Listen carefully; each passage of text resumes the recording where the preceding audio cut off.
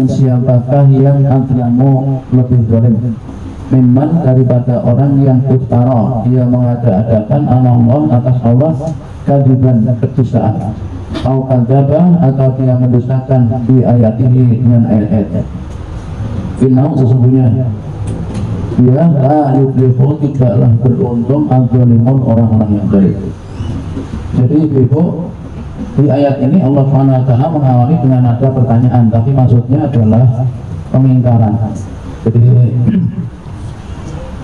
yang dimaksud waman adlamu mimman iftara orang yang apa lebih kedudukannya. Jadi kalau beliau Imam Ali As-Sufini ya menafsirkan gini, maknanya adalah la ahada adlamu mimman ikhtalaqa ala wahil kadibah. Jadi tidak ada seorang pun yang lebih dolim, atau dengan kata lain manusia yang paling dolim itu adalah manusia yang dia itu mengadakan atas nama Allah kedustaan. Jadi bohong tapi menggunakan nama Allah, itu paling dolim ya. Nah jadi itu dibandingkan dengan yang lain, perbuatan paling dolim mengadakan atas nama Allah sebagai kedustaan au kadzaba bi ayatihi atau mendustakan ayatnya ya. Seperti apa yang dikatakan oleh sahabat yaitu Abu Su'ad, dia mengatakan ya, jadi apa namanya orang yang jadi kata ini adalah satu bentuk bahwa tindakan paling jahat itu adalah menuduh ya bahwa Al-Quran itu sebagai sihir. Innahu kemudian Allah berfirman, inna sesungguhnya dia la yuflihu dzalimun, tidak akan beruntung orang yang zalim itu. Ya, jadi Allah katakan di akhir ayat ini bahwa tidak akan beruntung orang yang zalim itu. Siapa? Ay la yuflihul muftara, oh tidak akan beruntung orang yang tadi yang mengadakan kedustaan atas nama Allah atau orang yang mendustakan kebenaran Al-Quran sebagai firman Allah SWT. Itu tidak akan beruntung. Dengan kata lain, zalim ini juga jatuh kafir. Jadi orang yang mengingkari zalim itu tidak akan beruntung. Lalu siapa yang beruntung? Dijelaskan oleh Allah dalam surah itu, surah Al-Mu'minun diantaranya ya. Kalau nggak beruntung itu berarti merugi. Di dalam surah Al-Hasr itu orang yang beruntung itu adalah punya 4 sifat.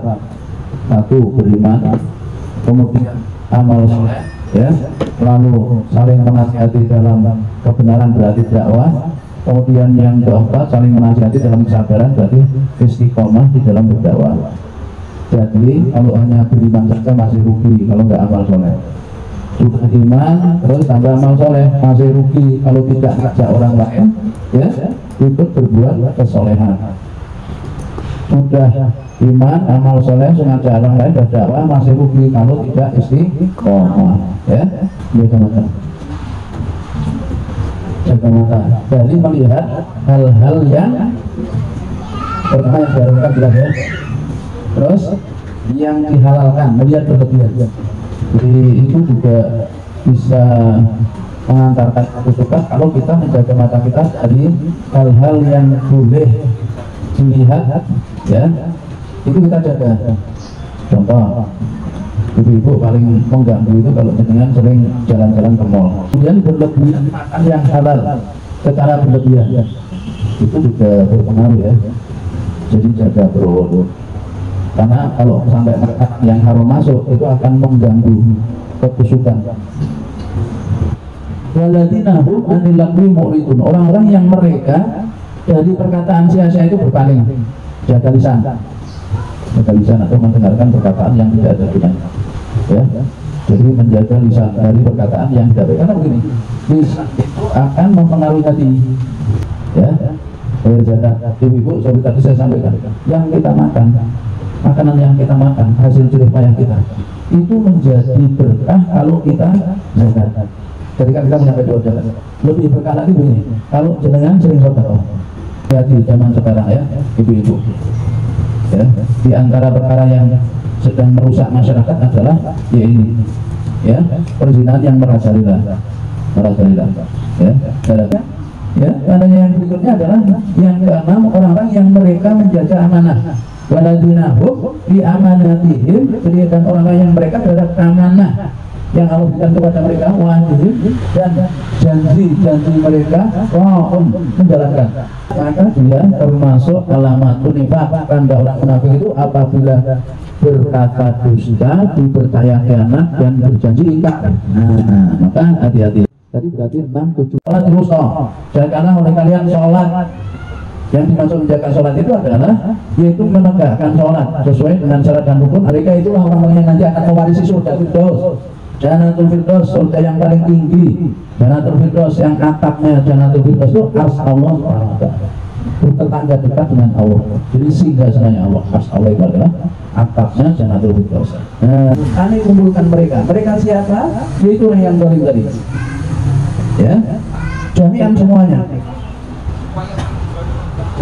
Cuma kemudian naqulu lilladzina asyraku, kami katakan kepada orang-orang yang mereka musyrik, aina syuraka'ukumul ladzina kuntum tas'umun,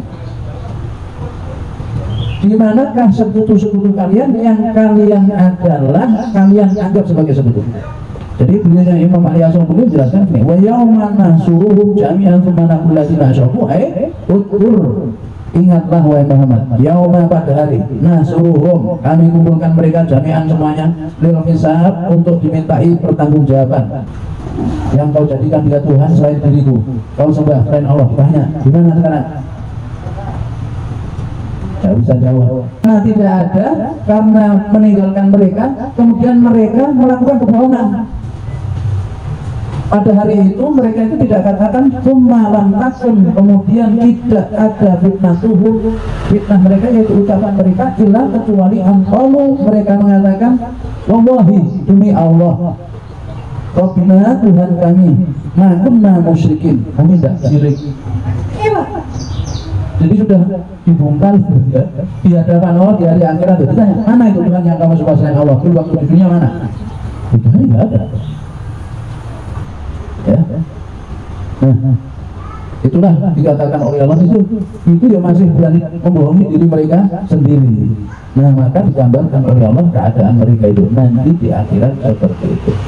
Ya, belakangnya dari Ibnu Abbas, sesungguhnya Abu Sufyan dan Walid bin Mughirah dan Nadir bin Harits.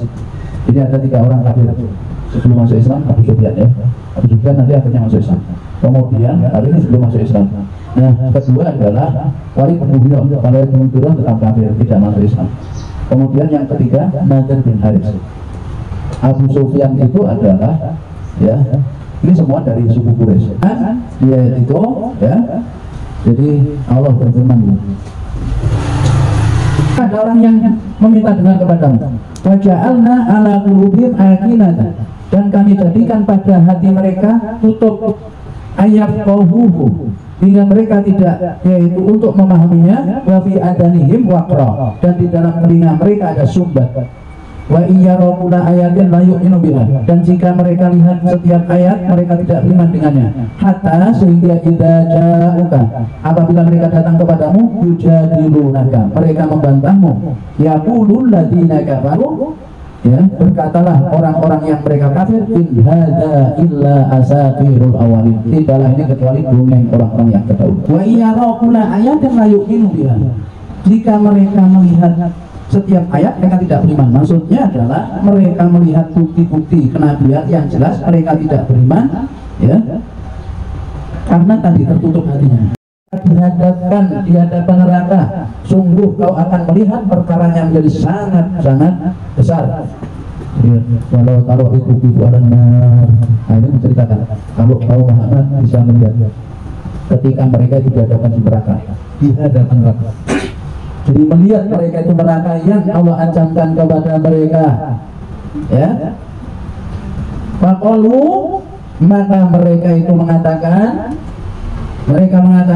ya laitana nuraddu wa la nukadziba bi ayati rabbina wa nakuna minal mu'minin.